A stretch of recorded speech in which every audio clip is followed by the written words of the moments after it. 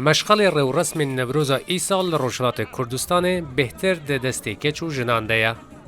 لگلک جهان وکیور لدزام مرگ ورا اورمیه کچ به جلو برگن رنگ و رنگ آگر نوروز ویدخن.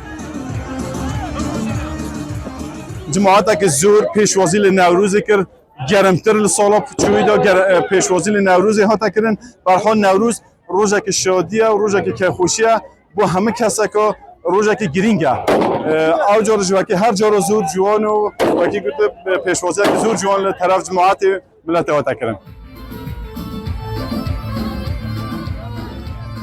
سالم بوری رو رسم نوروز بهتر ده ایواری روژ داوی سال کردی و روژی ده هاتن بر برن. لی سال جبر رمضان و هر وها کش و هوای هاتن پیش خستن. ولاتی دی بیجن نه رمضان و نه جیدا کتنا پلین گرمه باندور لسر جوش و کلجان خلکی جبو بشتاری کرنا ده شاهی نوروز ده نگریه.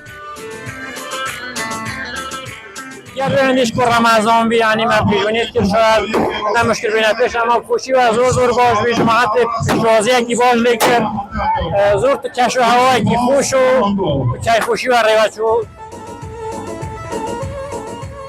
جداهیه که مزن یا شاهی نوروز ایسال لروجلات کردستان لگل رو رسم سالا بوری بشتاری کرن هجماره که زیده یا جنانه ده آهنگین ایسال ده. جن رکخر رو برو بشتاربوین چالاک انوان رو رسمان بون.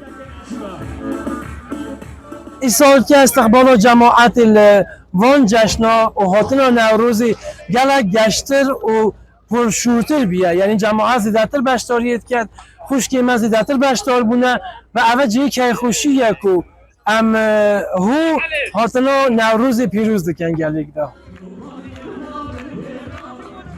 دو اندامین کردین انجمن باجار اورمیه دان خویا کرن کو در رو رسم نوروز یه نو باجار اورمیه ده زمان و چاندا کردی لباجار نهاتیه برچاو گرتن اف جی بشتاری دوان رو رسمان و مراسم فرمیدن ناکن لیدید لطوی خلکی خواه دیلانا نوروزه بکن.